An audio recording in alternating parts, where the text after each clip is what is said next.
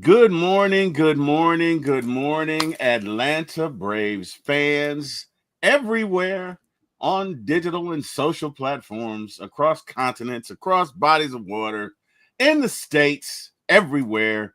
Good morning. I am your host, TWill, and I got my partner in crime, my co-host, Mr. John Yates from Out of Your Falcons Mind. Brother John, how you doing this morning? Good, buddy. Glad to be back. Sucks we had to miss last week, but freaking work.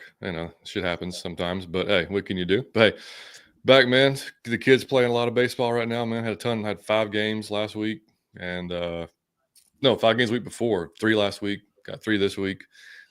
Pitching really good. Had his first strikeout. I think I sent you the video. Does it when I, I got? I I got to don't send you the think video. I got to you send you the gotta you video. gotta do it. Yeah, You yeah. gotta do it. He got it. He came in like the first game. They started all sophomores, which they told him they were going to do. Because it's that first game. But they had he came in second game and with kind of a like second and third, 1 out, and got a ground out and struck out the last guy. So it was pretty awesome. It was that first strikeout. I'll probably remember that forever. That was the coolest thing. So, but I asked him though. I was like, dude, you had to be nervous, right? Like it's a little bit antsy. He's like, I don't know if I was nervous. He was like, it was just, he's like, the adrenaline was insane. He was like, because Yeah, he was pumped. he's under the lights, first high school game, bigger Yeah, crowd. Like, it was just different, like, so he was, you could tell, like, it was like, and a couple of his buddies were there from his travel team. And like, after the game, they're like, dude, what? Like, your leg kick was higher. And he was like, no, it wasn't. And I showed him the picture afterwards. He's like, shit, yeah, I guess it was. And just the adrenaline was pumping, like it was just different for him. So, but it that's was, good. it was fun to watch, man. So yeah, I can't wait to get him on because he can't wait to come out and talk some pitching, man. Like, Hey so man, it's I would love it. I would it'll be love it, fun. man. I would love it. That is awesome. Well, you know what? He clearly rises to the occasion, right? No pun intended. But he literally, some guys rise to the moment. Some Yeah, guys, the moment is too big for, but some guys actually get better when it matters. I played with guys like that. I played with guys who in the regular season that was great. You put a little bit of pressure on them. I mean, yeah, just a little, and they crack. yeah.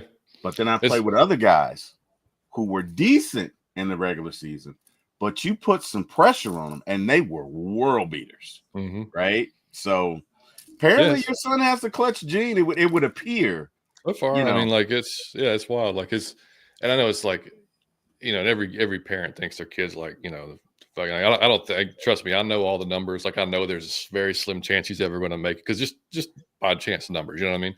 Mhm. But he does put in the work. So if he does, I told him, I said, dude, I was like, we will support you, especially like now in high school. I was like, but you said you have to put in the work. Like I'm not going to ask you to go work out. I'm not going to ask you. Like you have to. Like you got to be the one that's like kind of driving this thing right now You because got to do it.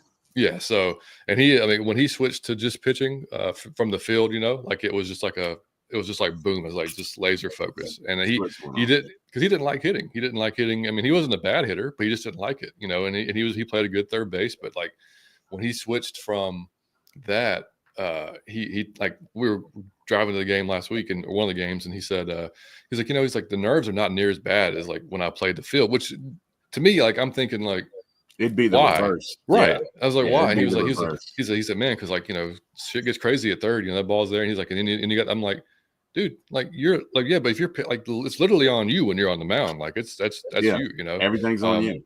yeah. So, and he was, but that's what he's comfortable with, So it's like, I don't know. He wants to. He's been kind of lobbying like, hey, I want to start. I want to start. Like letting the pitching coach know, just kind of like in his ear. And then nobody don't try to start some of the freshmen. They try to like start the sophomores and whatever.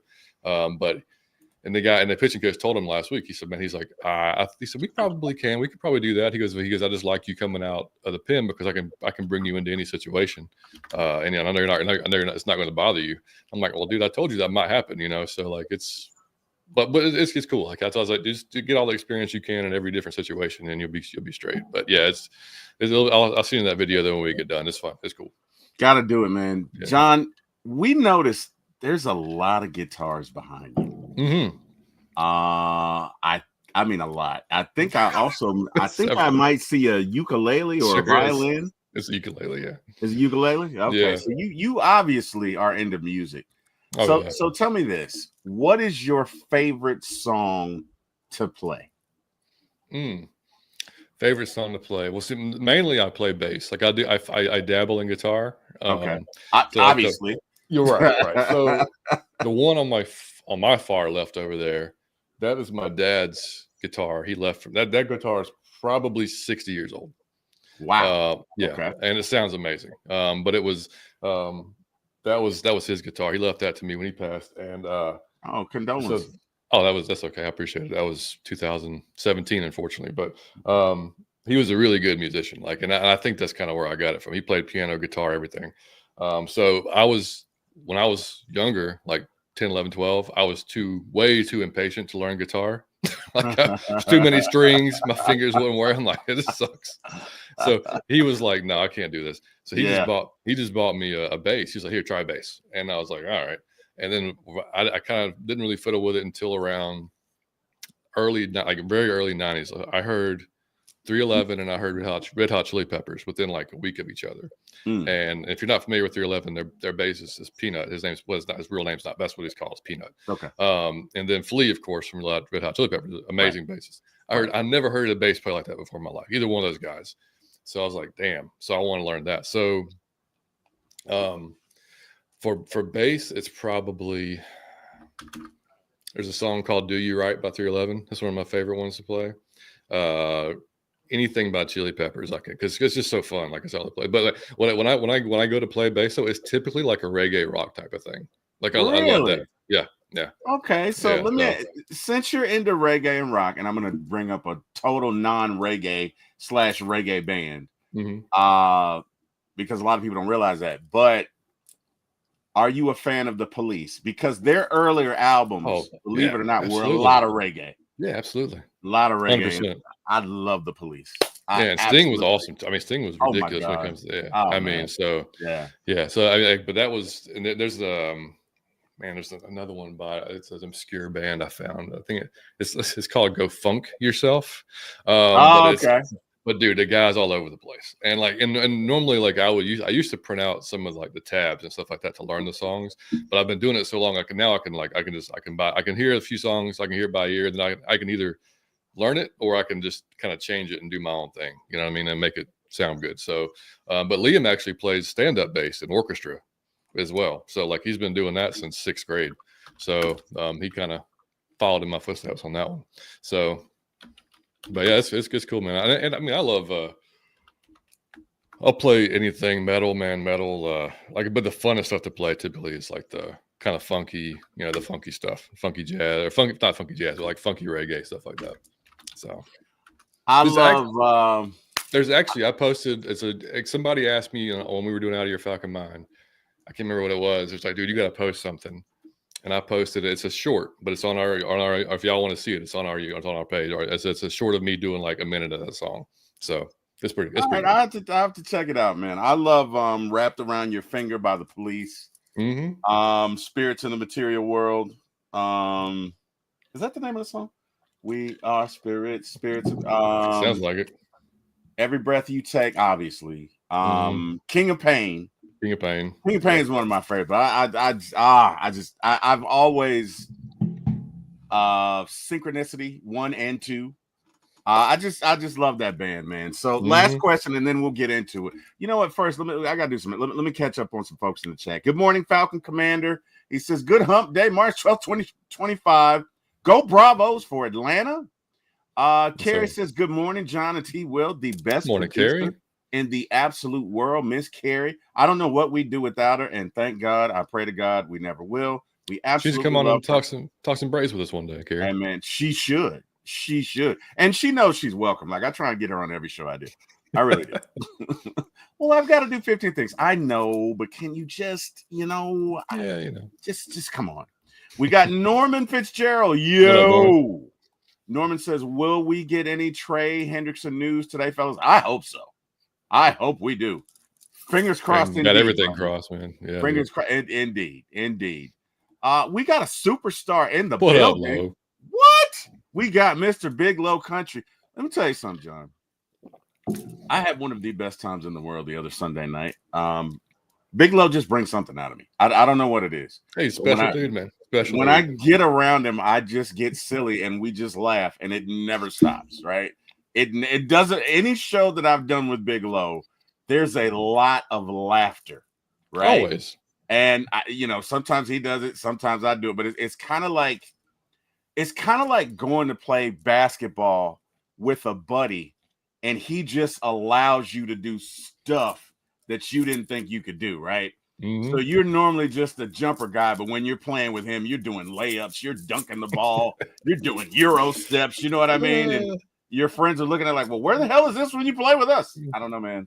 He just brings it out. So Bigelow, shout out to you, brother. Yeah, dude. We got Jay Black in the building. What up, Jay? What up, Jay? Bigelow says, man, I learned guitar, or I tried to learn guitar, but I was too impatient to. Oh, well, there you go. It's a thing. Jay Black says, love the Police and Sting and the Blue Turtles. TWill, remember that era for Sting. Sting also had a song, Queen of Hearts. No, what is it? It was in the threesome, and don't have dirty minds. That was not the point of the movie. It was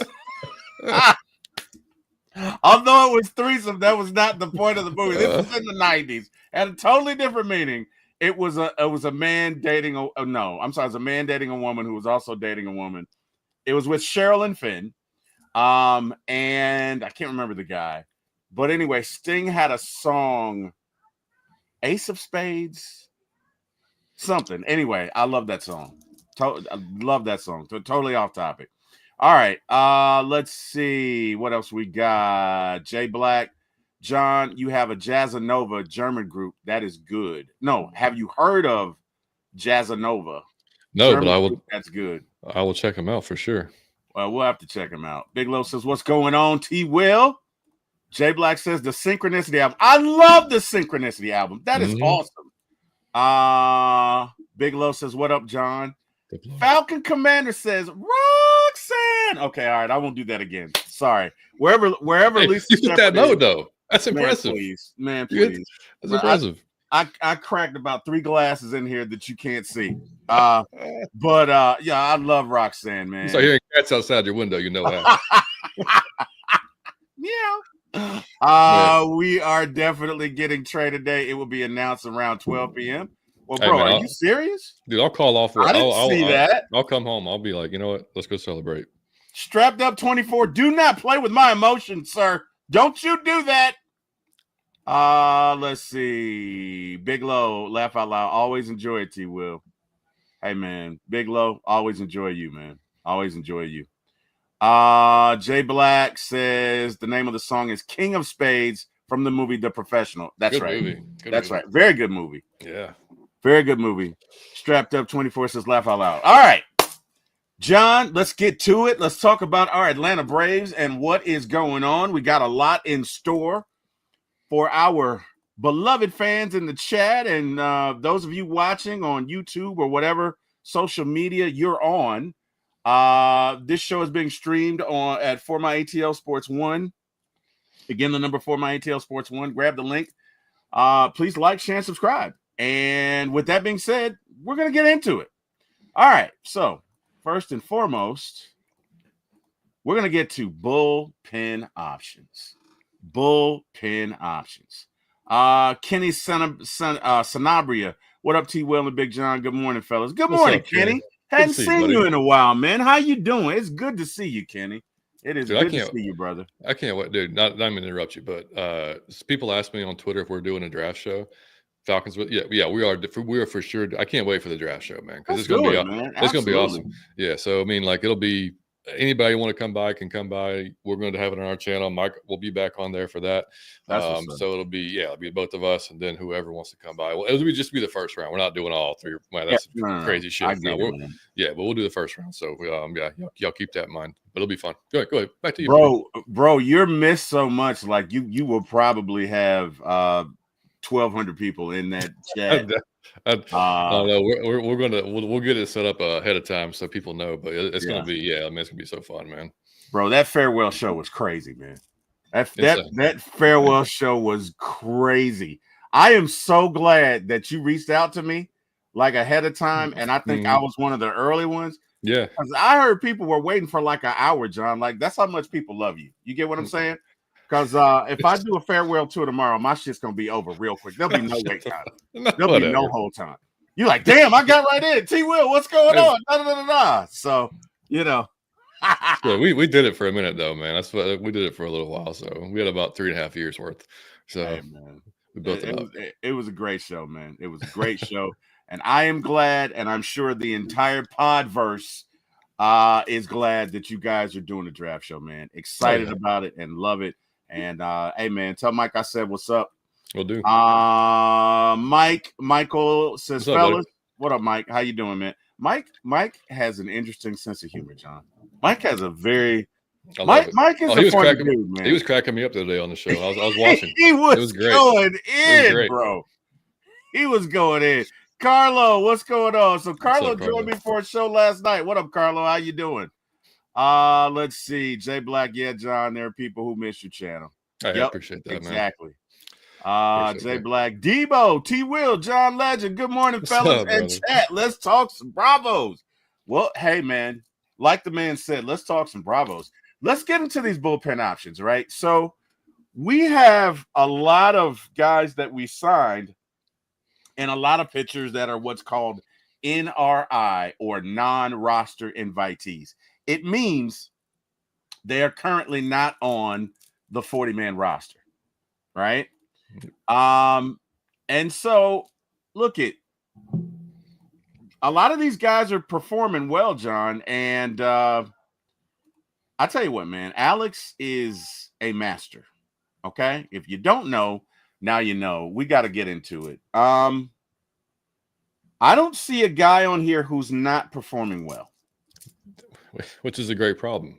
It's a great problem to have. I mean, or at least not. Or there's nobody on here that's performing like just terrible, right? Right. I mean, you might give up a hit or two here, a run or two there, but for the most part, our bullpen has been pretty good. And the Braves identified early the folks that weren't going to work and sent them down, man. You know, so let's get into it. Perdomo, who, by the way, is 6'8", okay? And I bring this up because as a left-hander, John, that has to put terror in your heart, right? Oh, yeah. That to be 6'8", right? And you got these long arms. So for comparison, Randy Johnson was 6'10", and let me tell you something. I wouldn't face Randy Johnson right-handed. It's basically like a 255-pound Calais Campbell pitching to you. Right. Right. You know? Right. Except his arm is coming way out here.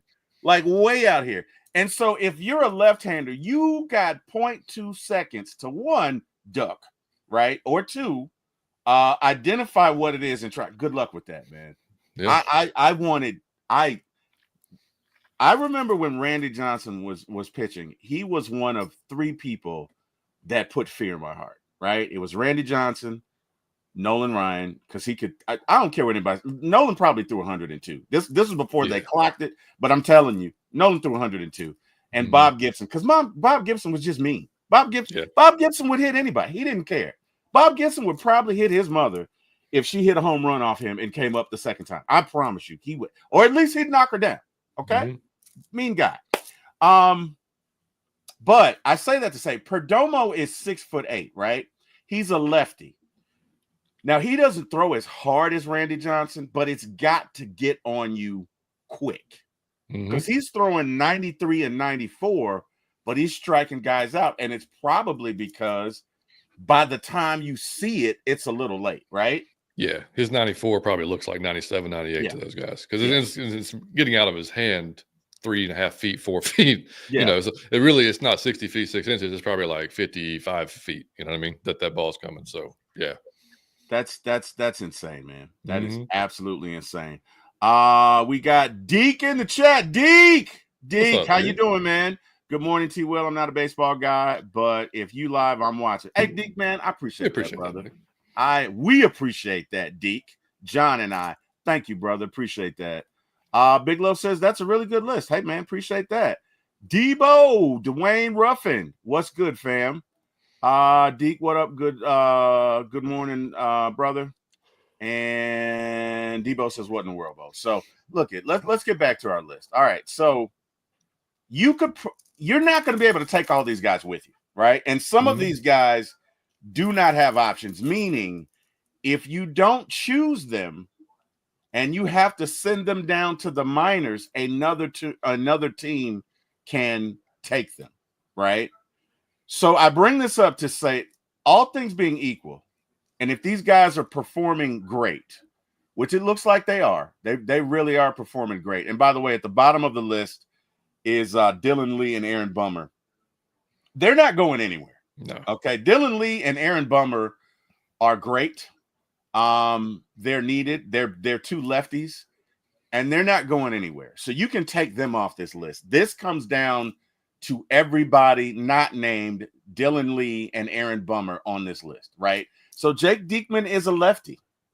He is in competition with Perdomo.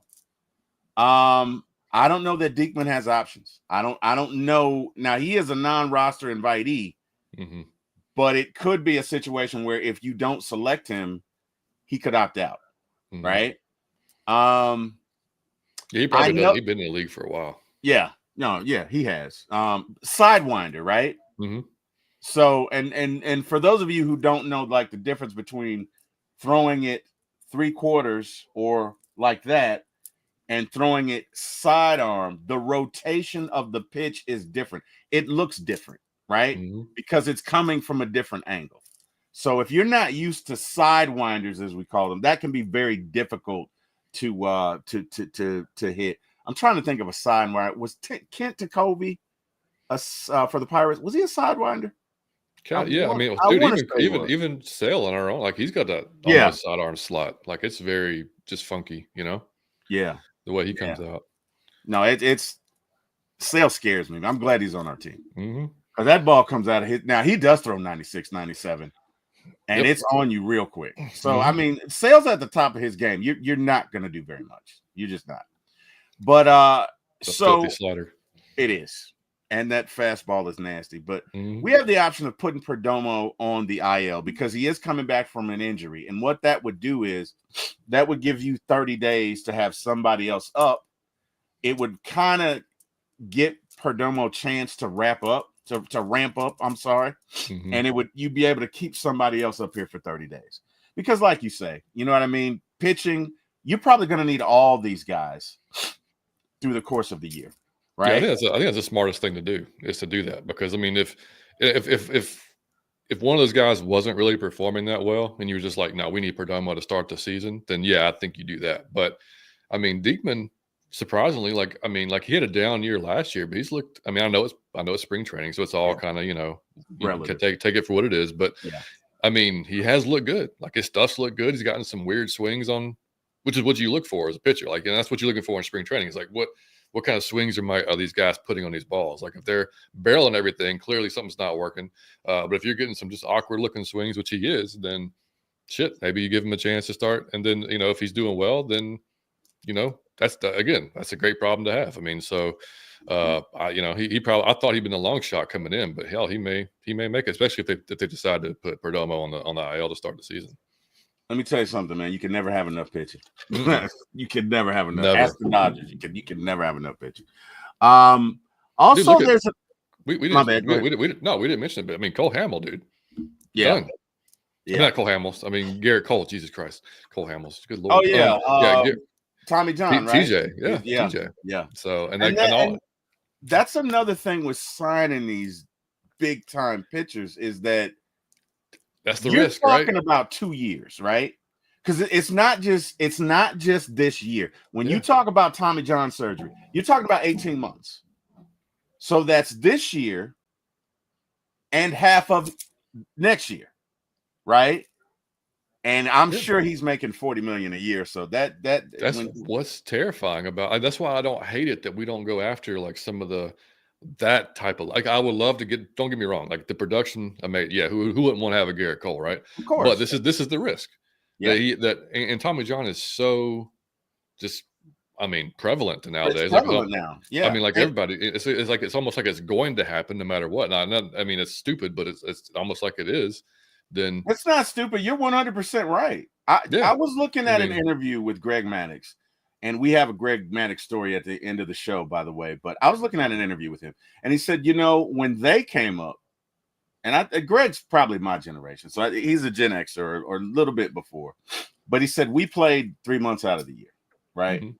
And we might have thrown 1,000 pitches a year. He said with travel ball, these kids are throwing 3 or 4 times that, and they're throwing it max effort.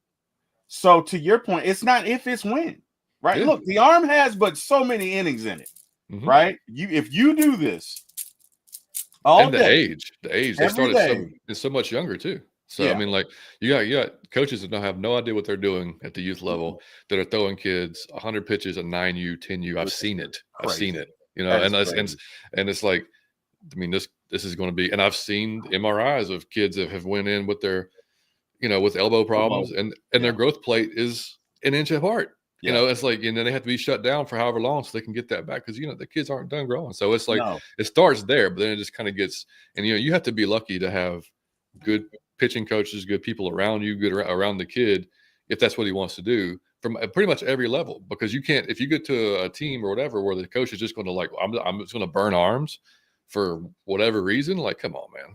Like that's that not so. see. I'm not going to pay money for, like, that's crazy. Okay, Yeah, because that's the number first one, first question I have when I come to a team. yeah, no, I remember when I was coming up, my dad, God rest his soul. Good morning, Dad. My dad he was a coach, but he would not allow kids under 12 to throw curveballs Yeah, because, to your point, the stress on the elbow, right? yeah, Now I know there's a lot. You got kids at 7 throwing curveballs. yeah. I know it. Yeah, uh, they were teaching, like Liam threw what they called a introductory curveball. Essentially, you're Mhm. just throwing it like a football, right? Right. It's just like you're not flicking your wrist. That's the thing is, young kids think that you have to, like, you really got to flick your wrist, and you Yeah. really don't. And as far as like, but so they basically were just like, hey, just throw it like this, just throw it Yeah. like that, come off your, and then even then, like he was like, we'll teach you. This was like about 10U, right? And he was like, but we're not going to throw it over 10 times a game. So like we'll teach you this like introductory curveball, but you're not throwing it over 10 times a game. I'm like, all right, well that works, and so but luckily we've been around some good, and we've been on really good teams that have really taken care of their arms. Even now on this high school squad that he's on, I mean, like they are down to the pitch. They are down to like, hey, you pitch tonight, you're running after the game. Make sure you run tomorrow. Make sure you're doing your ice therapy, your heat therapy. Like they're on it, So which is, I mean, I would have been anyway because it's my kid. But I mean, it's just nice to see the coaches telling all the staff that, like, hey, this is what y'all need to be doing after you pitch or whatever. So that's. But then not every hell. That's probably very. That's not the norm. You know what I mean? Like, there's a lot of guys that don't get that, and that's why their arms end up getting screwed. And I think TWill just dropped off. So I think he froze up. Big Low, yeah, man, never have enough pitching. I can't click on the comments because I'm not technically the host. So, but I appreciate you, Jay Black. Yeah, man. I mean, I could talk pitching all day, dude.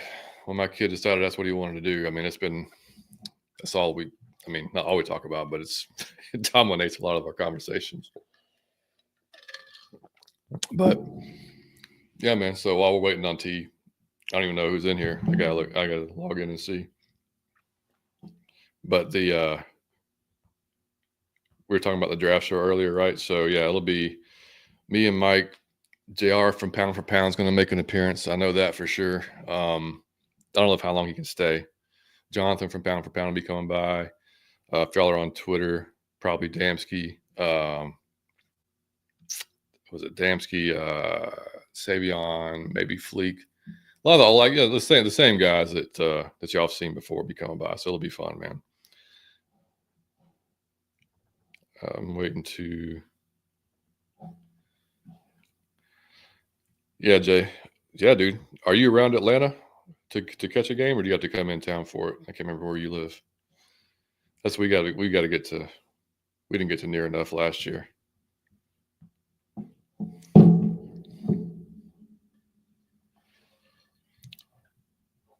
me see.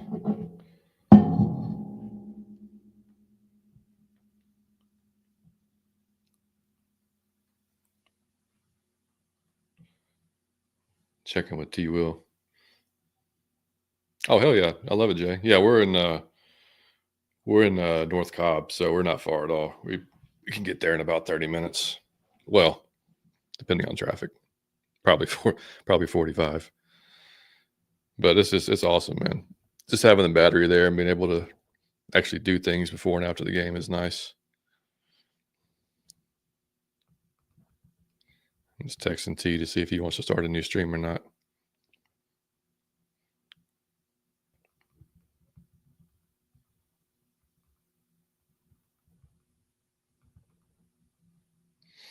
I'll look at Jazz. Hey, good idea. Look that up.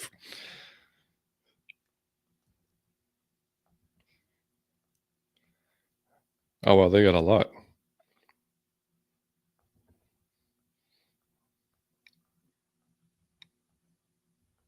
Oh dude, yeah, I'm gonna listen to this today.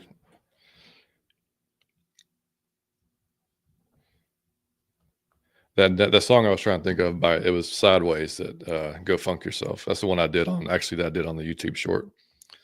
If y'all check that out, that's part of that song. It's a fun one to play.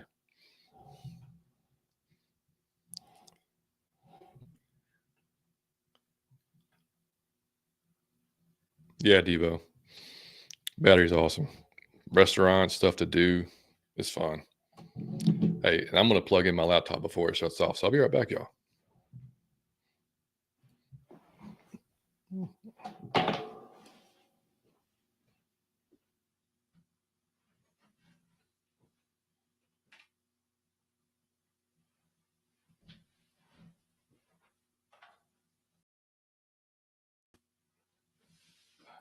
John, you there?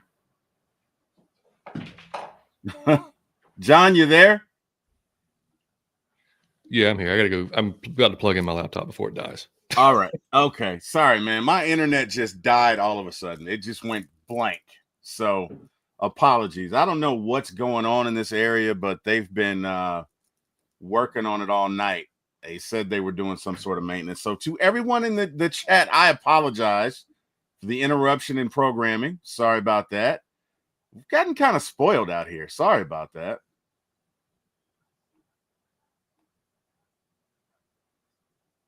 All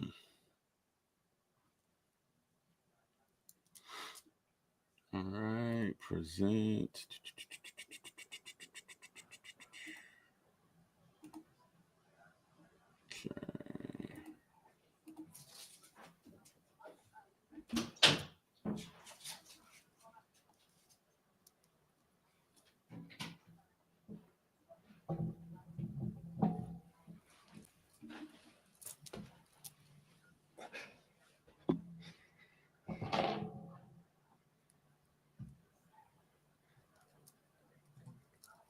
All right, I'm back. All right, man. Sorry about that. I don't know what happened. I know overnight they were doing maintenance. I have Spectrum, and I normally don't have any problems because I podcast quite a bit. But whatever. Hey, there was a stretch there that Mike would literally freeze every show. Oh, wow. It would be one time a show, and he would be like middle of the conversation or making some weird ass face, and he'd just be frozen there for a while. It started to be a game. We started making it just like everybody was waiting for it every show. But oh, wow. Okay. Well, no problem, man. I'm glad to carry on that tradition. Unfortunately, much to my chagrin. Sorry about that. All right. So look at Days Bell, whatever. There you go. Hernandez throws 100, but every now and then he has control issues. He has options, meaning you could send him down to the minors and you don't have to worry about losing him. And the reason I bring that up is because Buck Farmer, I don't think has options. Anderson Pilar is a Rule 5 draft pick. So if you do not keep him on the major league roster, you have to give him back to the Marlins. I believe Hector Neris probably has to be up here. And look, you're not going to keep all of these guys, but you got to keep some of them. I would keep Hector Neris. Hector throws in the triple digits. Now, sometimes he doesn't know where it's going. Fair. But he throws triple digits. Who on this list is your gotta have? Like, we can't lose this guy. Can't lose him. I mean, on that list, from what we've seen so far, like, I mean, I think you got to put, like we said, you got to put Perdomo on the injured list to start the season, because I want to see, because the potential he has is really good, and it's hard. Like, when you find a lefty that big, it's hard, unless he just can't get it together. You want to give him a chance. But I don't know that honestly, dude, I don't think there's a guy other than, we're not including Dylan Lee in this. Right. No. Yeah. But there's not really a guy I think I have to have on this list, to be honest with you. Like, I just want to get whoever's going to perform the best. That's who I would take. I think Buck may be kind of the odd man out when it comes to, like, and I thought he was almost going to be a lock to make it when we first signed him, just based off of last year and kind of what he would bring. And he still might make it. This is just, a fan talking. But they've, like we said, they've all performed pretty well. So it's just a matter. It's going to come down to just how they want to construct the bullpen. How many lefties do you want in the bullpen? Yeah. It's great to have, Bolt. I mean, I think if you have a Diekman and per se say that, Perdomo comes up, I mean, now you just have an embarrassment of lefties if you want them. Yeah. Great. Yeah. I mean, there's not one of those guys. I mean, yeah, I'm okay with De Los Santos. Probably has the kind of the longest shot, probably, actually, more than Buck Farmer. But yeah, I don't know. What about you? I like Hector Neris. I'm sorry. I like Diekman, but I prefer Perdomo. But I do think you need to send him on the IL. Yeah. I'm interested in more of Anderson Pilar. Like, his stuff is good. Mm-hmm. De Los Santos stuff is good, man. De Los Santos has been striking out, folks, but I don't know what his challenge is, right? Like, for him to be on a minor league deal, there's got to be something. I don't know what it is, but so far, in at least from what I've seen, De Los Santos has looked real good, man. I mean, real good. Yes. I don't know. This is funny, and I mean, clearly, Neris has been to Truist Park as a visiting team, but he's had 22 career appearances with a 6.98 ERA at Truist. Damn. That's truly a case of, if you can't beat them, join them. Damn. Yeah. I mean, you would hope that changes if he joins our squad, but I mean, yeah. No, I did not know it was that bad. I mean, he came in with we used to beat him up when he was with the Phillies. Like, when he used to come in, I'd be like, hell yeah, there we go. Neris coming in. Yeah, somebody hit a home. Didn't Freddie hit a home run off? Somebody hit a home run off him. Probably. I think somebody hit a home run off him in the World Series. He'll be 36 in June too. Okay, so he's a little older. Mm-hmm. All right. Well, hey, man, whoever they choose, either way, it's going to be interesting. I thought that we were really going to be in dire straits with the bullpen, but it looks like we're going to be okay, man. Now, again, it's a long season, so we will probably need a combination of all of these gentlemen by the time we get there. But it's been better than expected. It's been better than I thought. So yeah, and you have to hope that Iglesias just stays healthy, because I don't know who you really have to fully trust to close. You know what I mean? And Neris has closed before. Pierce Johnson's did a little bit of closing. I mean, but that's a different job, man. So, like, you got to hope he just stays healthy. You definitely got to hope he stays healthy. Neris is the type of pitcher that can be electric, but he also can be all over the place. Sure can. Yeah. You know what I mean? And you don't want that in the ninth inning. Like, bro. I was just reading the article. It said he's just 2 seasons removed from a 1.71 ERA over 71 appearances for the Astros. So, like, I mean, he has it. It's just, and then, as a pitcher and you get older, it's like if you're a velocity guy, and as you start to age, then you find out whether or not you can actually pitch or not. Yeah, that's when that velocity is, when you can't no longer throw 100, it's like, okay, well, can I actually pitch? Jesse Chavez, can I put it on the corners? Can I, play with guys? and stuff like that. So can I miss bats? Can I pitch to contact? Can I get weak contact? All that. Pitchers are in control for a reason because it's all on you, and you got to be smart. You got to be smart to be a pitcher. So, not a thrower, a pitcher. All right, so let's go on. Saw an article here recently, right? And I'm not going to put out the publication because I really don't want to call anybody out. But I felt like if there was anybody that saw the article, they would kind of be lost. So, a lot of times we see these articles, John, and they're clickbait, right? The Braves will do this. This guy's in hot water. This. So this article was basically saying that Arcia was on thin ice. And I feel like, respectfully, nothing could be further from the truth, right? Not this season. Let me tell you something. Arcia plays great defense. Not good, great defense. He gets the balls. He gets the balls sometimes that others can't. But most importantly, he has a rocket for an arm. Mm-hmm. I mean, a rocket. If you've never seen Arcia throw, that in of itself is an event. Like, you need to see him throw, because I promise you, he's probably worn out about 3 or 4 of Matt Olson's mitts. I'm telling you. Okay, dude has a rocket for an arm. You need that in a shortstop.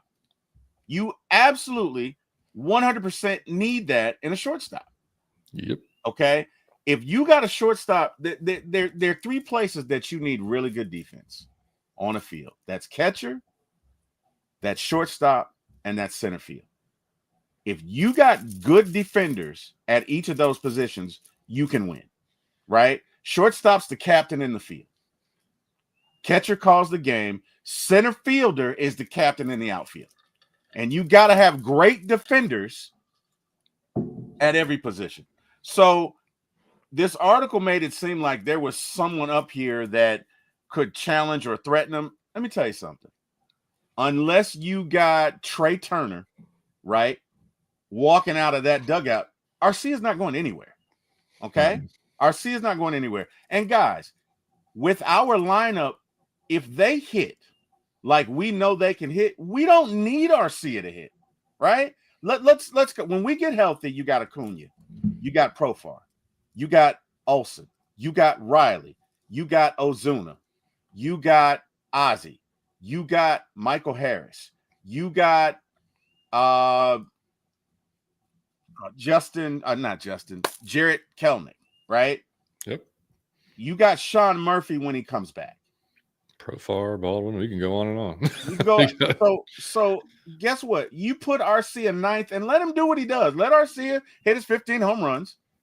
And, because he's going to try and hit 50. All right, he hits 15 because literally 60 times at bat, he's trying to go yard. Yeah. My man is trying to go. He does not get cheated, okay? Hopefully is swinging he fixes that shit. From the I do too. Right? But I'm just saying, he's swinging from the depths of his soul. I'll be like, okay? if I'm Tim Hires, I'm like, all right, look, Orlando, you see that? You see that number 9 right there? That's where you're hitting in the fucking lineup. I don't need my 9 hole trying to go yard. Get your ass on base so either Michael Harris or Ronald Acuna can drive you in, buddy. That's all I need. Try going the opposite field for once in your life. See if that works. You know what? I don't know about that, man. Like, I believe a guy's going to give you what a guy's going to give you. If he goes opposite field, it's because if he goes opposite field, it's because he's late. It's not because he was trying. Right. It's not because he was trying. Right. No. Right. But I mean, if he did go opposite field, he probably would hit 260. If he tried absolutely. it. But the bottom line is Arcia is not going anywhere, people. Arcia is not going anywhere because one thing Arcia can do, Arcia can play defense and he can slang that thing. He can throw. All right. Arcia, to be honest with you, reminds me of Rafael Furcal. And to those of you who do not know Rafael Furcal, look him up. He had one of the greatest arms ever seen. Like, it was legendary. Like, it was guys who didn't want to play first base because he was wearing out some leather, sir. Okay? Underrated, man. Underrated. Miss that guy. Hey, man, you go out there with a regular glove if you want to. You're gonna learn today. You might pull back a nub. But that batting glove inside. Hey, man, that dude had that was a 48 caliber pistol. That way is it? No, 44. That was a 44 caliber pistol that he had. I mean, that thing, hey man, that he could get it there. All right. Mm-hmm. Only person I can think of that had a arm like that as a shortstop, and I'm going way back, was Sean Dunston when he first came up.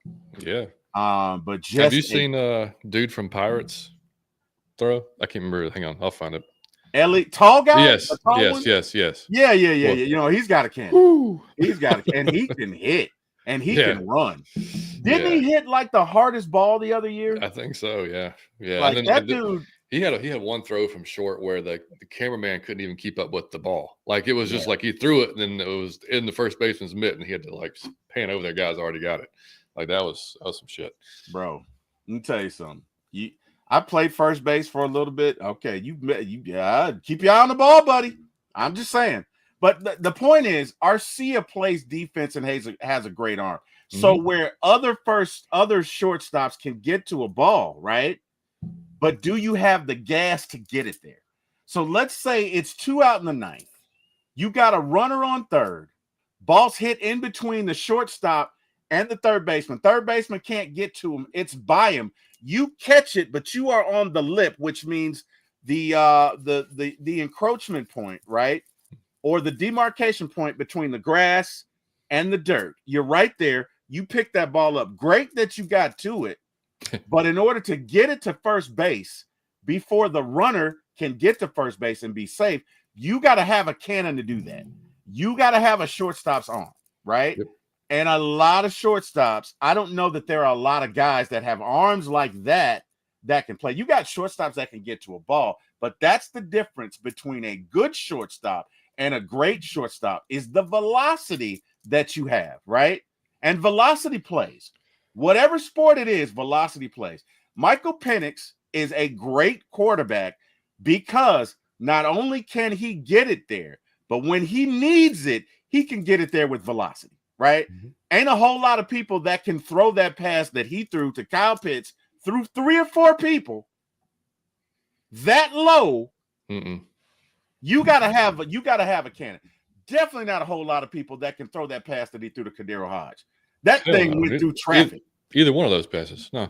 And it was on the outside, and it was a seed. Mind you, it wasn't over anyone. It went through. Okay, it was a bullet, right? Yep. That's the kind of velocity that you need at shortstop. And I'm not trying to overstate the point, but it ain't a whole lot of guys on our team that can throw like that. Like Acuna has an arm like that, but he's an outfielder. Yeah. Okay. Riley has a good arm, or he wouldn't be at third base, but Arcia's arm is one to behold. And as long as you got that and you got range, he's not going anywhere, guys. So just keep that in mind. I mean, it's a position that we like.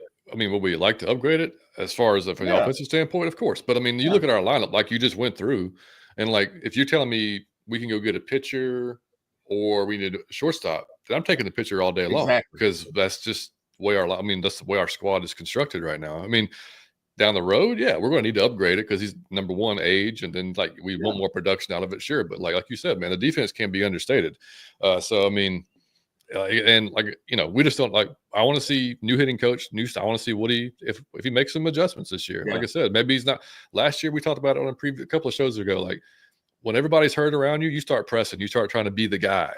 It's like I don't need him to be you don't need to be the guy, dude. Like you're hitting 9, just relax and go out there and do your thing. And also, lastly, then we'll move on. The relationship he has with Ozzy. I mean, so like that second base short relationship is huge. Like you gotta they gotta know. Like I see it all the time on my kids' teams. Like if the guys have been working together for a while, they know where they're going to be. They know where they like the ball. Like all that shit's important, man. So like and the fact they've been together for a while. Yeah, I'm fine with him for at least this year. And we'll see after next season. John, you're 100% right. And guys, what John is talking about is, let's say specifically on a double play, right? That's something that they do over and over again. You got to know where each other's going to be, right? So if there's a ball that's hit again in between the gap between third and shortstop gets to it, right? You got to know, does Ozzy like it up here?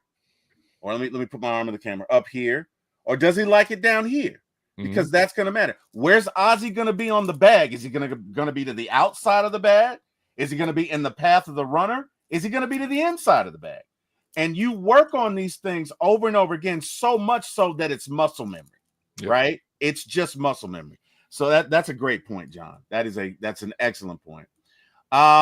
Starting pitchers, 4th and 5th starters, comes down to 3 men, John. We got Grant Holmes, we got Ian Anderson, we got AJ Smith-Shawver. All are doing pretty well. All right. Now I'm gonna tell you something. And when I say this, okay, keep it in context, okay. But Grant Holmes is Alex Anthopoulos' boo. Okay, he's Alex Anthopoulos' boo thing. You know, he dotes on him. You can all but pretty much guarantee that 4th starter position before Strider comes back is Grant Holmes. And when I say he's Alex Anthopoulos' boo thing, I'm being metaphorical. I'm simply saying that Alex Anthopoulos thinks he loves his hair. Grant, right? Well, he does have a mullet, man. I mean, he's got some serious hair. Let me tell you something, John. When it's gone, brother, it's gone. Hey, okay? Mine's already thin as shit. I talk about mine on our show all the time. Like it's not coming back. Yeah, right. You know what I mean? Truth be told, John, and I will say this because I respect you and we're getting to be friends. Once a year, I have a dream. All right, not the Martin Luther King dream. I have a dream that I have this big ass afro. I mean, a big ass afro. I mean, an afro so big that when I get in my car, I got tinted windows. All right, like it's a big ass afro. And John, the dream is so real. It is so real, right? You wake up and you're like, shit. Yes, right. And so in the dream, I'm picking it, right? Mm-hmm. It's not Soul Glow with the Jerry curl, but I'm picking it, right? Mm-hmm. You know what I mean? I'm picking it out, and it's great, right? And I wake up, and it's like, you know how people say when amputees like get their arm cut off, they can still feel it? You can still feel it. Bro, I can still feel it when I wake up. And then I sense it, I'm like, shit, man.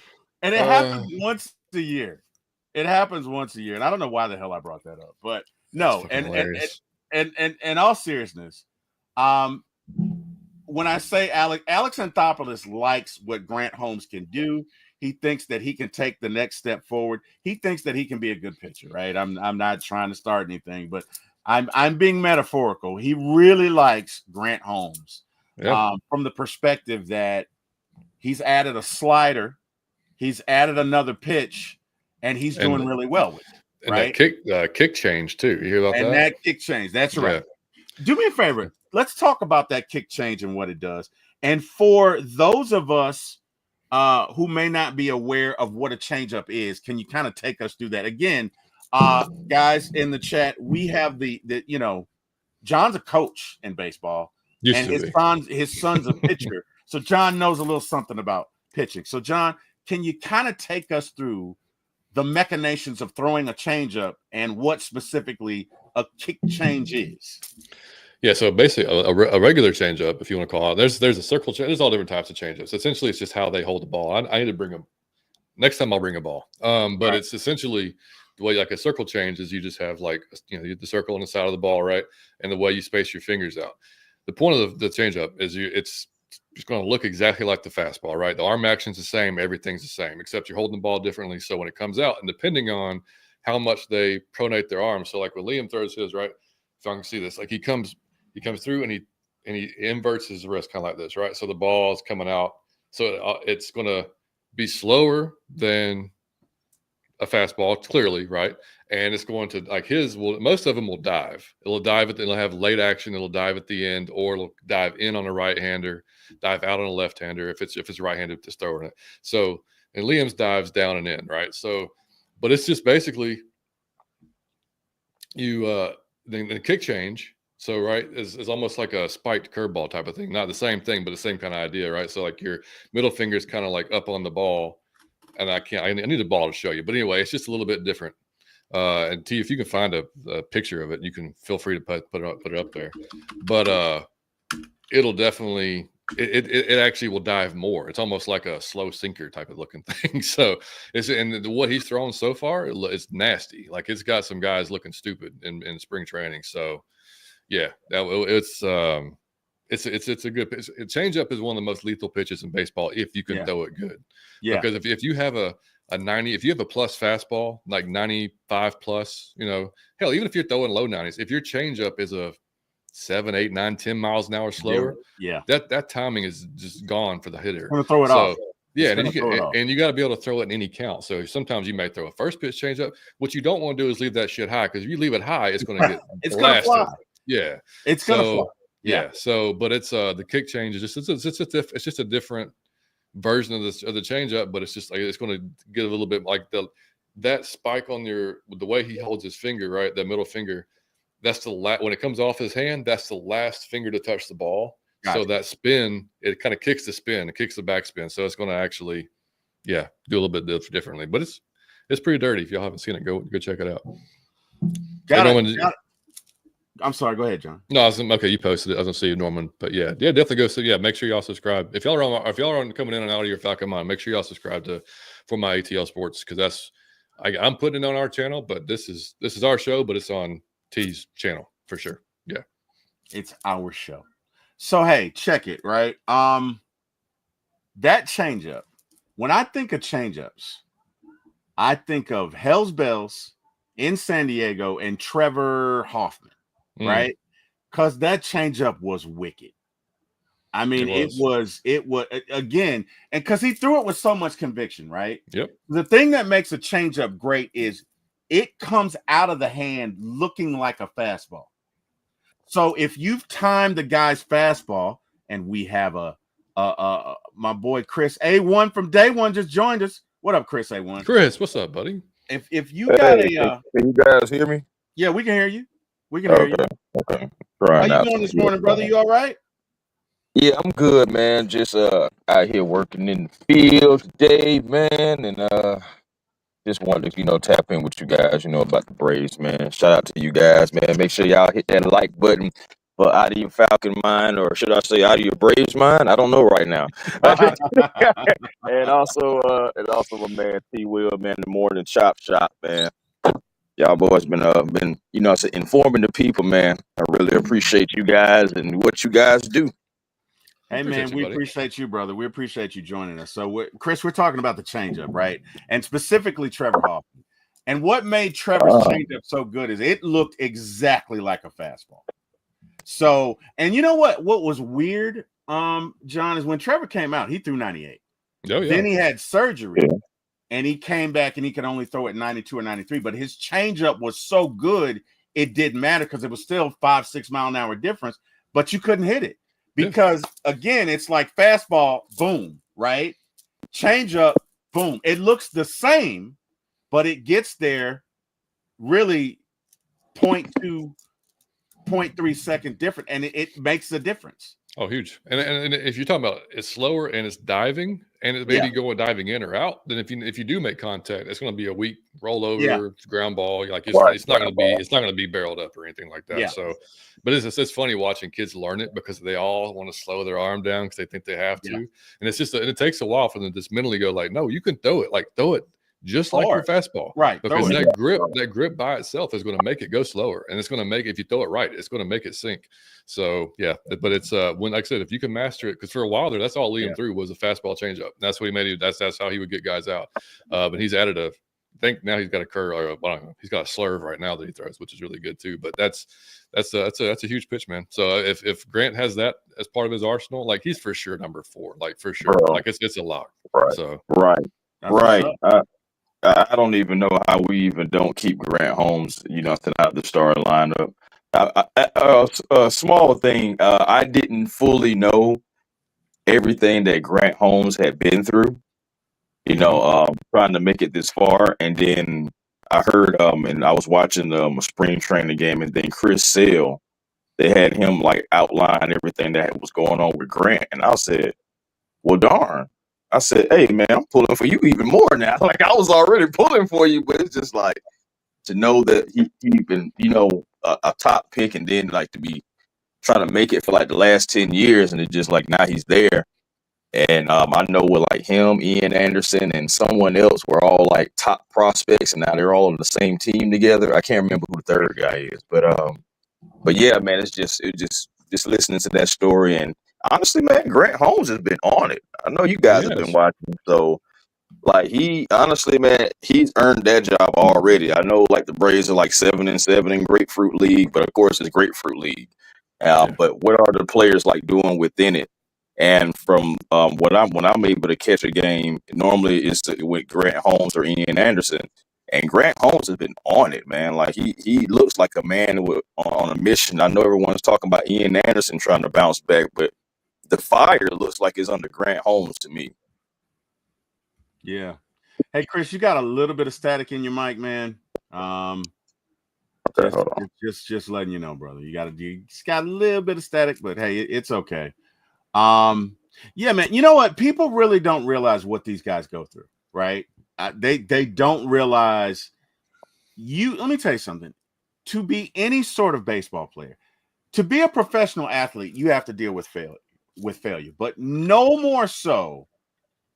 I think it's two sports where you really got to be able to deal with failure. One is baseball, the other is golf.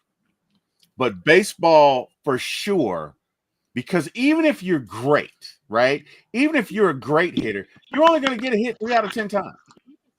And you really got to be able to think about that, right? Think about in your everyday job. Right. If you only got it right 3 out of 10 times, you probably wouldn't be there, right? No.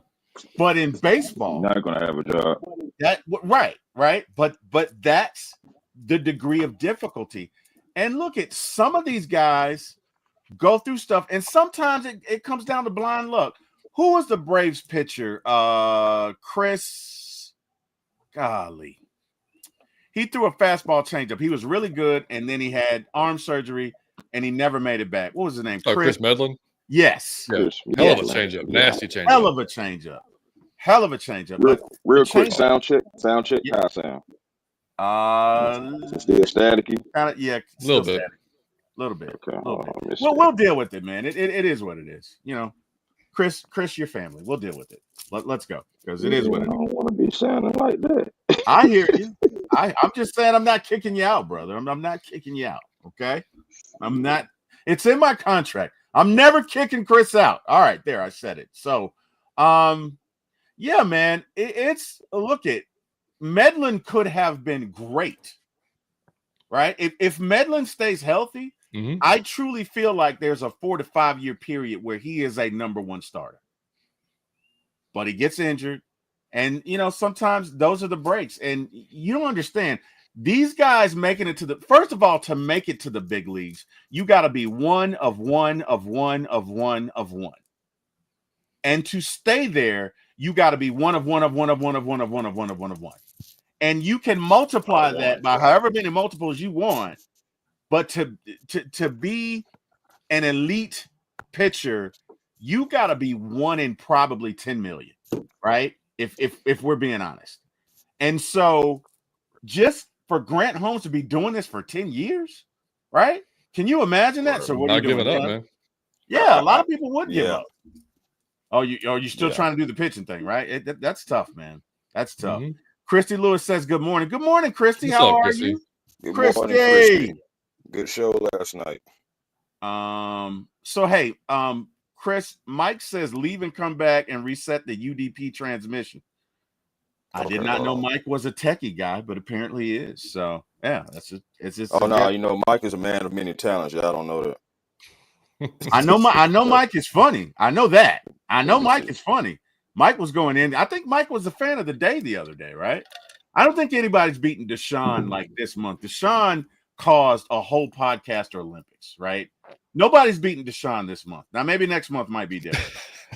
But damn, man, Deshaun damn near caused like a ruckus, right? So he's got to be fan of the month. Anyway, let's get into Ian Anderson, John. Give me your thoughts on where he's going, and because look, if he does not make the roster, we got to trade him. Yeah, because if you send him now, somebody else is going to get him. So if he doesn't make it, we're going to trade him, right? Yeah.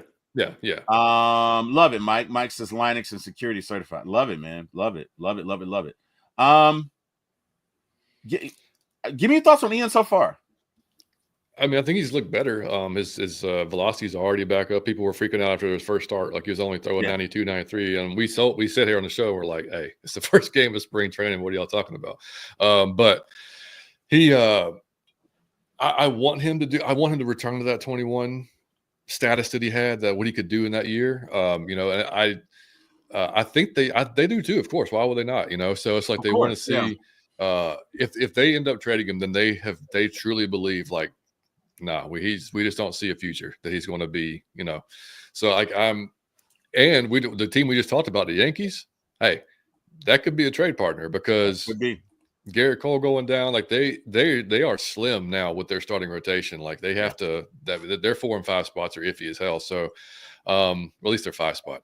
But if he doesn't, I mean, I can see a world where they, as long as they believe just a little bit that he can do this, they're going to give him a shot, and they start AJ in the minors. But it's going to be a short leash, I think. There's not, because to me with him it's the walks. It's always been the walks. Yes. Like if he you can't be giving away. You can't do that. Not that level. So if that's the case and he still can't get the control under wraps, then you got to go. But I think they do want to give him a shot. I think ideally that's what they want. Start AJ back in the minors, bring him up if they need to, have one of those guys for maybe long relief even.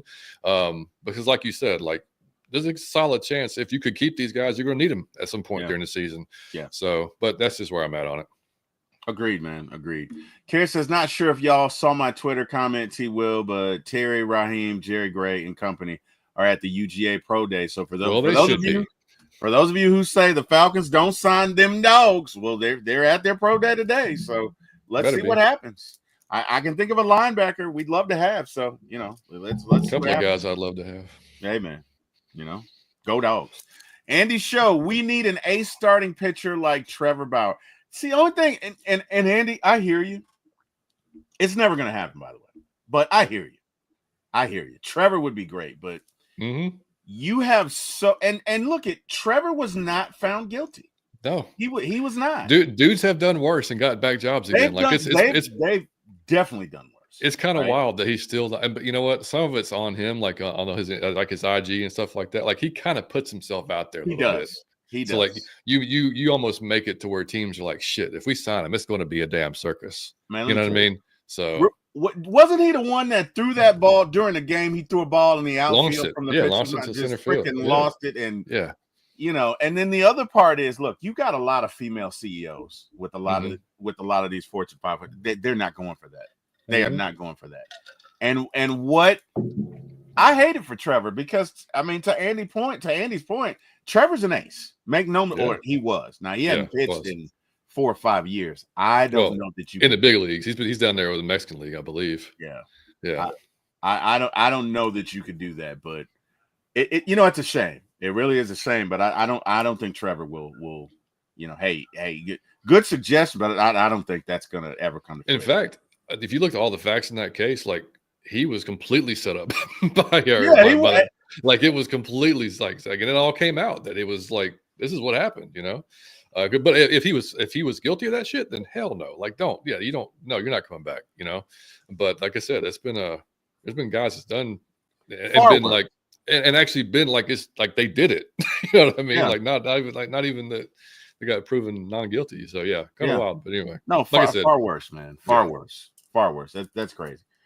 But yeah, Ian is good until the changeup is a touch feel.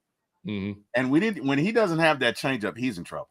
Yeah. Like he doesn't have enough secondary pitches. If his changeup isn't working he's done. He's not going to be able to. A good major league pitcher can come out and his fastball not be working, and he can find ways to pitch off that to get through maybe 5 or 6 innings. Ian, in my opinion, can't do that right now. Just in my humble opinion. So he's still got to work on that. Willie, I don't know. Honestly, my money's on AJ Smith-Shower. Hello. Give me that's much better. Yeah, that's good. Yeah, that's much better. That is much better. Good. So Appreciate you, Mike. AJ Smith-Shawver, give me your thoughts on him so far this spring, John and Chris. Go ahead, Chris. Shoot, man. To be honest with you, I feel like it's AJ's job to lose right now. As far as being the fifth starter, I know Ian Anderson is trying to be on the comeback, but I've seen only 2 starts so far from Ian, one good, one bad. Um, but AJ, I believe like AJ, and he's added a pitch. I know he's He also got I feel like, he got huh? it to change up too. Yeah, he got it to change up too. Yeah, so that's what I'm saying. Like, Hmm. again, I feel like it's AJ's job to lose, guys. I mean, I've been on the AJ Smith-Shawver train honestly ever since last year. That's why I felt so terrible when we had to throw him in that playoff situation. I said, "Oh God, they gonna kill my AJ." But at the end of the day, it was good experience for him, and I know that's something that he remembers, and he's gonna come back with a vengeance. I honestly believe it's AJ's job to lose. That's where I'm at with it. No disrespect to Ian. I really hope he does bounce back, but I think it's AJ's job, man. I could be wrong though, but what you guys think? Yeah, I mean, like I think you were gone. I think you were out whenever I was talking about Ian, and like I think in the Braves' minds they want Ian to be that guy again, right? So like I think there's a the only way that he's not that Ian doesn't make is if they just think like, okay, now he's not going to do it, like he's not going to be the guy, so we're going to go ahead and trade him. You know what I mean? Before they just have to, because they can't send him back down again, right? So maybe they find a trade partner for him that can give him a chance. But if there's a slim chance that they think, yeah, okay, we've seen enough that we can do it, then yeah, they start with Ian, and then because this is it, right? And like, but it's going to be a short ass leash. It's going to be, hey, if you start walking the whole squad again, you're out, and then comes AJ, and then that's that. We trade you, we release you, whatever the case may be. Yeah. But AJ's not done anything. He's done everything he can to make it a very tough decision for them, regardless, whatever way it comes. So like that, adding that new pitch. He already throws gas, so adding a change up to it's perfect. I mean, that's what you want. Right. So I agree. Like he's done nothing to not win the job. I just think that they want to see, and I could be totally wrong. I just think they want to see if Ian can just again like not walk the field, let your defense play, and see what you know what I mean. Like, and see, but if he can't, like I said, he'll be gone. But and AJ may start in the minor leagues if Ian is given that spot. But or they may keep, like we just talked about, they may keep one of them for long relief if they think that's a possibility as well, depending on how they set the pin up. So yeah, who knows? But I mean, yeah, comfortability, I'm more comfortable with AJ. Yeah. Like Right. I want to see Ian do well, just from the human aspect of it, like see him come back and be that guy. But just from a fan standpoint, which is crazy because AJ's a young dude. He's a very young guy with not a ton of experience, but just from what you've seen, it's like, man, it's coming. You could have that. You could have a breakout year this year. Yeah. I agree with you 100%. AJ's my guy. Like and no disrespect to Ian, I just have no faith in him. You know what I mean? I gotta see it. It's like you gotta prove it. You really gotta prove it, and it's like really like your last shot. But I understand, like when he first came in, we thought this guy was going to be okay. He's going to be a starter for us for a while, and it just like he fell off the cliff. And AJ, and I'm just sorry when you're falling off, guys are coming up. Mm-hmm. So with that being said, like I'm with John, man. Like from a fan perspective. And what makes me feel confident against when we start going against some of these bigger teams and start going against the Mets and the Phillies and stuff like that, my money's on AJ. I'm nervous if Ian is out there. I'm just being honest. I'm nervous if Ian is out there. Yeah. Yeah. No, I mean, look it. Before that injury, that changeup was lights out. I mean, it was wicked. You know what I mean? Mm-hmm. Not a whole lot of people can throw a no hitter in the World Series, so I got to give him his props. But baseball's a game of adjustments, right? And he hasn't been able to do that. So my opinion, it's Grant Holmes and AJ, and Ian's probably going to get traded. Now I could be totally wrong. I probably am. I've been wrong before. It'll happen. Okay, I could be wrong. But in my opinion, it's going to be Grant and AJ Smith-Shawver, and you trade Ian. But I just wonder if you do, like, The other bad part about that, I do not want to see Elder up here. Like I just don't. I've seen that movie, right? It's like, it's the 5th inning and it's 5-0. Surprise! Mm-hmm. And I'm not trying to do that, man. I really am not. So yeah, another thing too, like say what you want about Snit, but he hates walks. Walks. Mm-hmm. Yeah. So like if that's what I'm saying. Like if he does make it, that leash is like, I mean, dude, you go walk 4 guys in the first game, you may not get a second chance. You probably won't. So you probably won't. Yeah. What's funny is like when Smith's trying not to criticize somebody, but he's pissed off. Oh yeah. And he'll be like, so what do you think of that? Well, he's got to get out of it there. He just got to get out of it. You know what I mean? It's like he really wants to go off, but he's like trying not to do it. It's all over his face. Yeah. Bro, that man cannot play poker, okay? Because you can read his mind. So Braves dodged a bullet with Profar. So Profar dive the other day, jammed his wrist, and it ended up being a bone bruise. Bro, when I seen it, did y'all see it in live time? Yeah, I thought it was broke. I thought he broke it. Yeah. Oh my goodness. Yeah. Yeah. The way he reacted, again, man. I overreacted, y'all. I had a bottle of water and I threw it out the window. I get, dude, I mean, the way he reacted, man, he threw his glove off, the way he was holding it, and it's like, oh shit, he just hurt himself. So yeah. Don't worry, the water didn't hit nobody, and I wasn't driving, but I definitely threw it out the window. Hey man, come on, bro, not now. I said, come on now. That was right after Murphy's too, and you're like, dude, and it's like, don't start this shit again. Like, I'm not going to talk about Sean today. I said I wasn't going to talk about Sean. Yeah, it just sucks. I mean, like you get hit in the ribs. Like, what's the chance? Like you had an oblique last year, and you get hit and break a damn rib this year. It's like, right? Dude, I'm starting to think Sean a little snake bit, man. Man, see we get some of that root off of him. Something. Yeah, I agreed, man. Agreed. Mark says, mark it here. Eli White makes the opening day roster. I can see that. I can see that. Yeah, that's not far fetched. That's not far fetched, Jeremy. That's a good take. Yeah, no, definitely. I agree 100%. So guys, let's get into this roster and what we can realistically expect if all things considered we remain healthy, right? If we got Ronald coming back here, and they're saying Ronald may be playing in the first month, maybe the Braves are going to take their time. They're not going to do what we did in 2022, no matter what Ronnie says. They're going to take their time with him, and he may be back mid-May. But when he does come back, he's ready to go. Now, Spencer, I believe Spencer will be back within the first 3 to 4 weeks. Maybe sooner. Spencer's going to be back, right? Yeah. But if this team stays healthy, in other words, when you get Acuna and Strider, let's say you don't make a trade, right? Because if you do make a trade for either Dylan Cease or Michael King, I would argue AJ Smith is going to be involved. Right. At the very least. They're going to want Drake Baldwin. We're probably not going to give it to. They're going to want Drake Baldwin. You're probably going to have to give them 3 or 4 pitchers. No, I think that's why nothing has been done. I think Drake Baldwin's been in every one of those deals, and they were like, hell no, we're not doing that. Absolutely, he has. Y'all know that already. Yeah. Because Alex has talked about Dylan Cease for 2 years now. Like we wanted him last year. He was too expensive, he said. So like, I think he for sure called about him this year, but they were like Drake Baldwin, and he was like, no. He's like, yeah.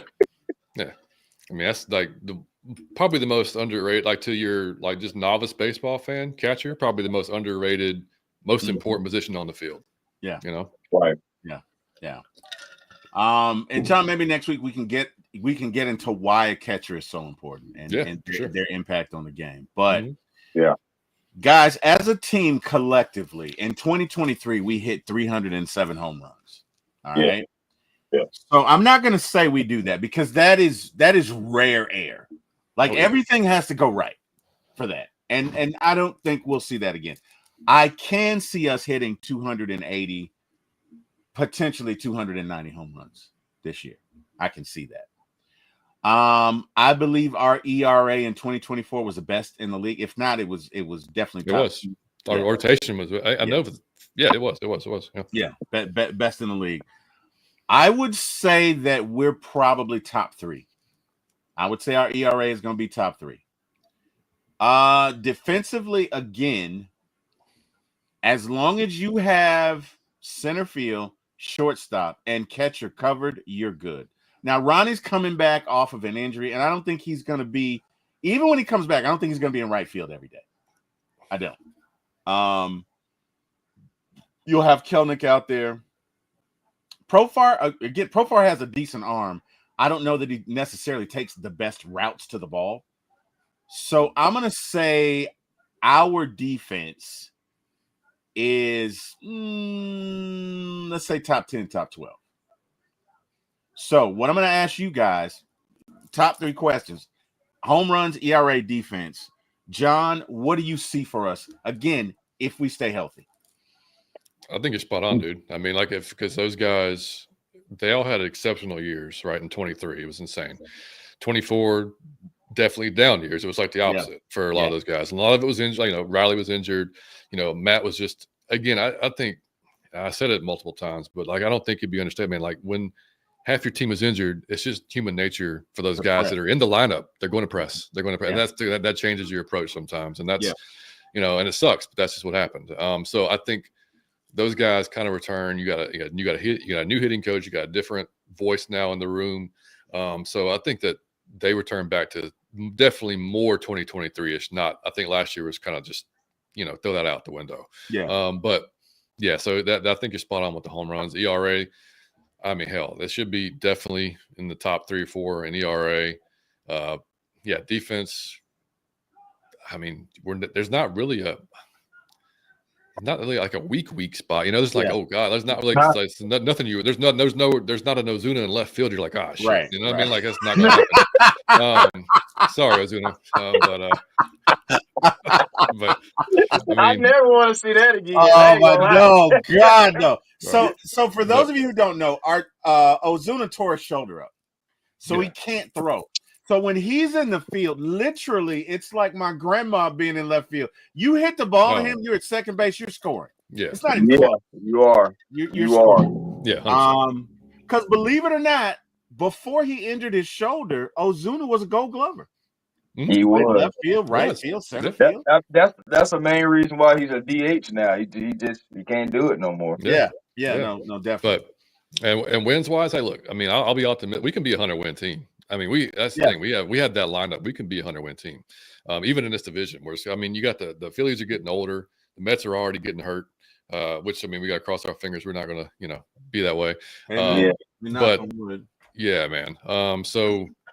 Yeah, I mean, I think that, and I like the fact that the guy, like last year, they were, I think it was AJ Minter that was like World Series or bust type of, thing. And then it just went a lot of pressure. And it just went to shit right after he said it. And so it was like, so like this year. TWill, remember last year when we was talking about that, and I was like, man, the Braves just put a lot of pressure on themselves. And I feel like that made them press even more. You can think it, but you got to say it out loud. But then. But like this year, all the guys I've seen like that've been interviewed, they're just like, we just want to stay healthy. We want to stay healthy and just go out there and play our game. Like they're just being a lot more just reserved. Like let's just go see what happens and let's play our game and that's just a smart way to go about it. Because like you said, Chris, you don't want to just add on to it when you're already like the favorite, to start the season at least. So because everybody was talking about the Braves last year before the season, it was like, oh yeah, it's theirs to lose essentially, and then you know what I mean? And then we just got beat up. So, yeah. It's crazy. Mm-hmm. Chris, path to the playoffs. Would you rather win the division and sit there for 5 to 6, 7 days? Or would you go in via the wild card where you can stay hot, stay fluid, stay seeing live pitching? Which do you think you have a better chance of winning it all?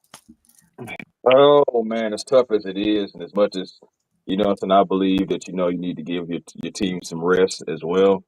Give me that wild card, man. Slide me right into the wild card. Let me come off. Like I said again, if I had to choose, I mean, of course, I want to win the division and all that good stuff. And that's what we deserve. But I just remember, the World Series. We weren't the number one seed. Shit, we didn't have 100 wins. You know what I'm saying? Nobody really thought the Braves were going to do anything. And then we started making noise. We got hot at the right time. Guys started, taking their games to another level. Like all the guys we just mentioned, Mentor, Maxick, all those guys started taking their game to another level. We got, some good Max Fried. It was everything was magical that year. And I just, wish I could just bottle up that year and just, at least just take it into every year. Even though I know it starts off kind of trashy, I know the ending. So it just, Yeah. so that's like where I'm at for me.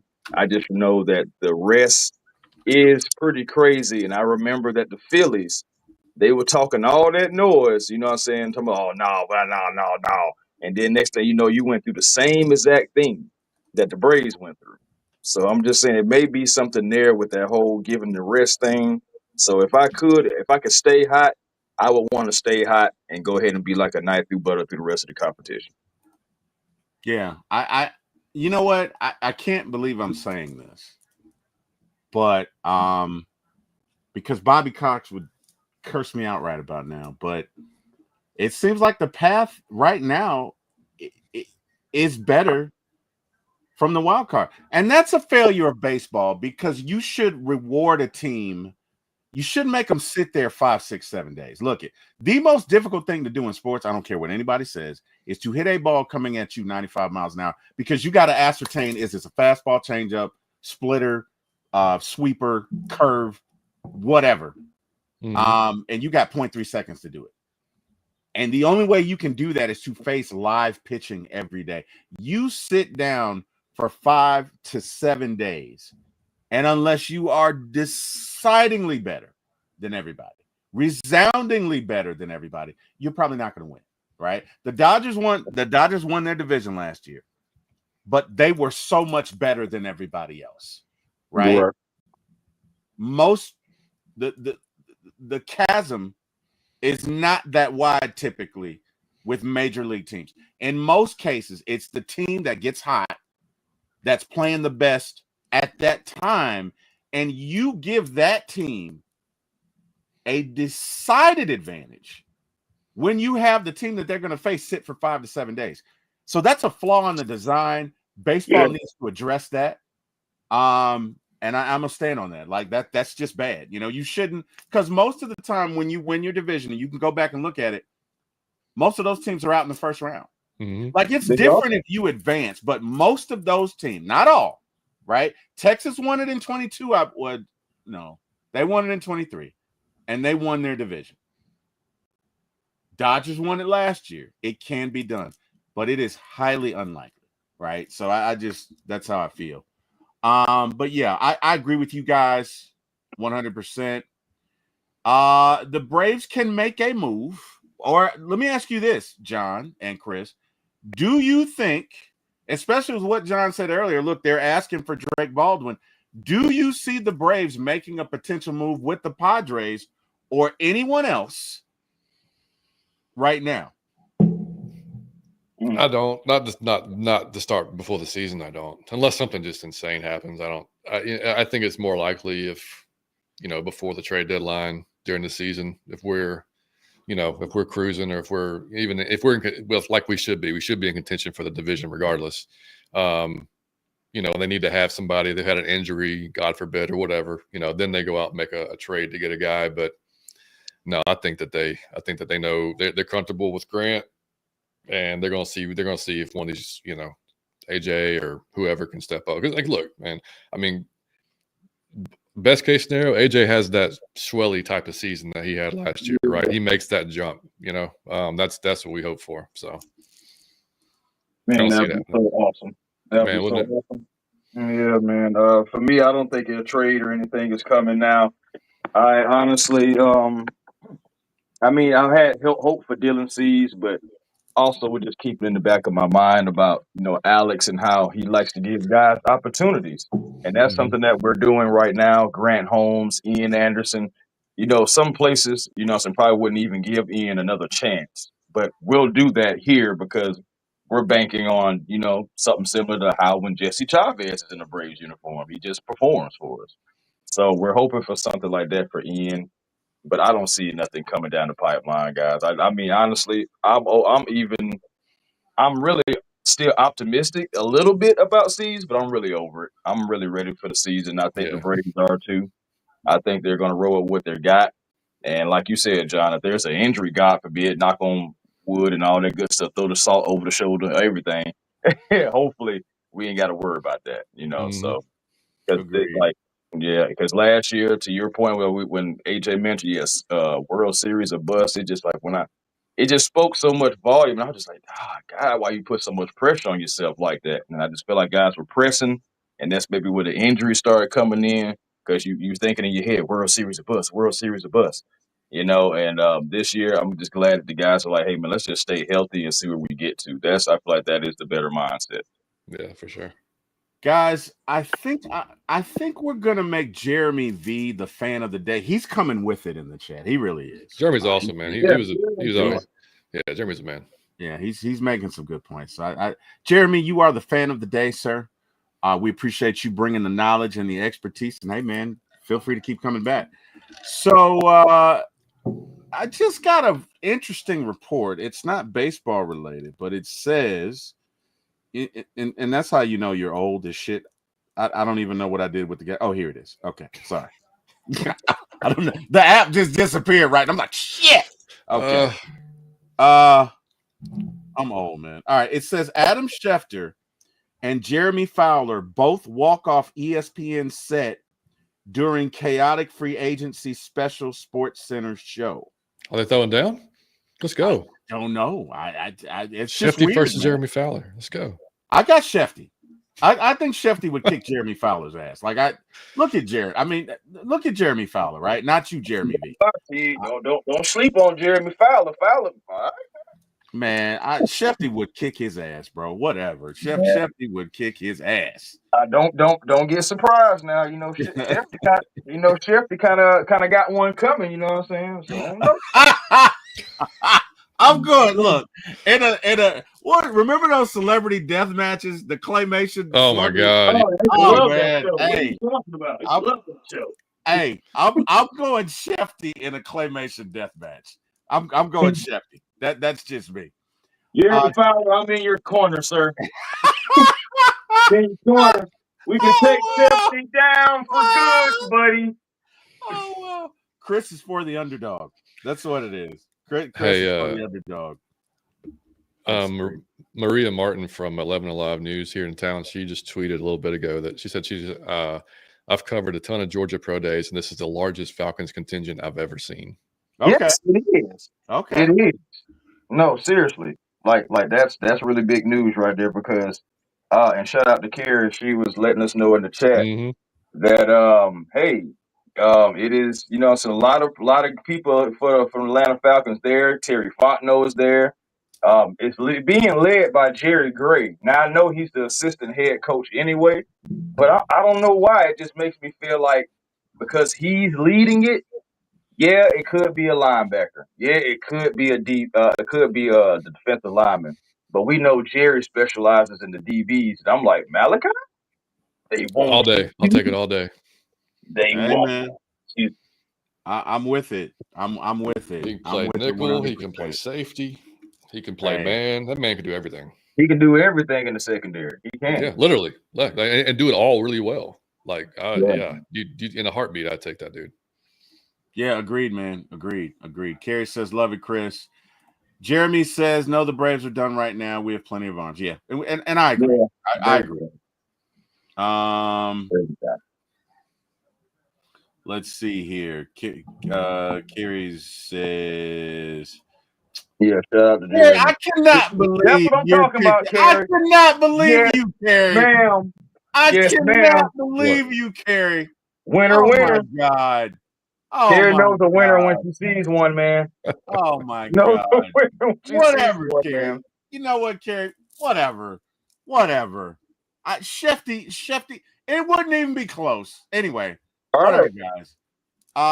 Real quick. That's what they thought. That's what they thought with Tyson and Riddick both too. Look, man, Tyson was clearly going through an episode. Robin Givens had left him. If Tyson is in his right state of mind, that fight's not even close. Okay, I watched Tyson. If anything, that was a better reason to be in your right state of mind. Gotcha. Hey, John, I know you got to run, man. Real quick, I'm just gonna we'll go ahead and end the show because we're at time anyway. I want to tell a real quick story. If you, John, can you give me maybe 3 minutes? I got you. Okay? Yeah, we're good. All right. So I'm watching this story the other day, actually last night, probably 2:00 in the morning, as I'm getting ready for the show. You know, John and I talk, and we're bouncing ideas off each other. And I see this story on Greg Maddux. And for those of you who don't know who Greg Maddux was, Greg Maddux could throw a ball probably through and hit a teacup with pinpoint precision control. Okay. But he also, legend has it, has a phenomenal memory. Not good, not even great, phenomenal. So Greg Maddux is pitching to Jeff Bagwell. And for those of you who don't know who Jeff Bagwell was, Jeff Bagwell almost sat down when he hit, right? Yes, sir. He had this stance like he does right here, right? He almost sat down when he hit. So, you know, and he was he was. Let me see if I can get rid of this banner here. If you look at the way he's standing, like if he hit that ball, it's going a long way, right? So anyway, they're playing at the beginning of the season. Greg Maddux throws him a fastball inside, to which Bagwell that ball's still going. It's 30 years later, and that ball's still going. It hasn't come down yet, right? Yeah. And Greg Maddux says to Eddie Perez, "Hey, I threw that there because we're going to see them in the playoffs. And when we do, he's going to look for that pitch, and I'm going to throw a changeup low and away, and I'm going to strike him out." And you know what? That is exactly what happened. That is exactly what happened. He didn't see one fastball. He did not see one fastball. He threw him 3 changeups low and away and struck him out. And I say that to say I can't remember what I wore last week. I'm definitely not going to remember the pitching sequence that I had with somebody 3 months prior. Okay. So, hey, man, shout out to Greg Maddux, the GOAT. He was one that proved you don't have to throw at 95 miles an hour to strike guys out. Phenomenal pitcher, Hall of Fame pitcher. I just thought that was a great story. Guys, I know we got to go. John, tell these folks where they can find you. Yeah, man, y'all can find me tweeting about the Falcons on Out of Your Effing Mind on Twitter. Get a little more active now that that stuff's actually happening, so there's stuff to talk about. So normally some of it's satire that I put out there. Carrie knows, like I'll put out some shit that just make people laugh. Because you have to with the Falcons. But other than that, I'm doing a terrible job posting on the Whiskey Fit Life on TikTok about fitness, and I try to get started. Dude, You're busy. I know, but you can follow me there if you want to. Mike should get started back on Instagram pretty soon on Out of Your Falcon Mind. He was doing really good there and not Instagram, on TikTok. He does TikTok basically. So, and then like I said earlier in the show, April 24th Thrash Show will be live. So Mike will be there. We'll have all you guys are welcome to come by. I'm sure y'all are all doing your own shows, but you're all welcome to pop in at any time because we'll be there all night. But now you guys just doing one day, or you guys doing all 3 days? No, just in one day. Yeah. Oh. So yeah, we flirted with doing like all 3 days the first year, and we're like, after the first night, we're like, no, we can't do this shit. So it's too much. That's too much. The first night be a lot. That's too much, dude. It is, but it's too much filler. Plus, Mike sitting there for like the second day, with literally it's people he's never heard of. Trying to I don't even know what we would talk about. I mean, it would just be nonsense for 6 hours until we made a post. But yeah. So anyway, Carrie, that's what I've got some on there. Some fitness, nutrition stuff. That's the whole point of me doing it, was to really, put fitness, nutrition stuff. Actually, yeah. So, but yeah. So she said 1 month no alcohol. So that's awesome. That's phenomenal. I love it. That's huge, especially the soda part. That's huge. That's what's up, man. So, That's what's Yeah, up. the soda. Yeah, the soda. what up, was Jay? absolutely huge. You know, I think it's great that Carrie has not drank a soda in 1 month. I think it's really great. Hey, Carrie, here's to you. I'm just playing. It's dark humor. Okay, don't judge me. It's a joke. No, seriously, John. At some point during this season, we got to get you to play guitar for us. Oh, we'll do it. Oh yeah, there we go. We got to We'll get you to do it. I don't know what kind of segment we want to do, man, but hey, we're multidimensional. Look, you play guitar, Chris raps. You know what I mean? Hey, man, maybe we can get a band together, get something started. You know what I mean? I don't know. Yeah, But and then let me know anytime over the next hour if y'all want to have me on to talk Falcons, whatever. I'm down. If I got time, I'll be happy. oh, to that's hop on, hey, man. Hey, do not threaten me with a good time, sir. Don't threaten me with a good time. Like I said, man, shit's starting to happen now with the Falcons. So we got to talk about it. So all right, definitely. Hey, man, I'm gonna hold you to that, sir. Definitely gonna hold you to that. Hey, John, thanks for joining, buddy. Hey, enjoyed it, brother, as always. Hey, yeah, enjoyed you. I'll see you next week. All right, dude. Chris, later, buddy. Later, man. Later. In a minute. Later. All right, Chris, tell these folks where they can find you, man. Hey, man, A1 Forever Sports. That's the platform on YouTube. Please come over, like, comment, and subscribe. Been going crazy lately. I feel like, oh, man, I had really just looked at it. I was like, bro, between my own show and doing shows with Smitty, you, other people and everything, I was like, boy, you done did 9 shows already. So it's just, yeah, man, it's just, God almighty. I'm just you like, know what? I would think for you that would be 9 shows in 2 days or 3 or yeah, in 2 days.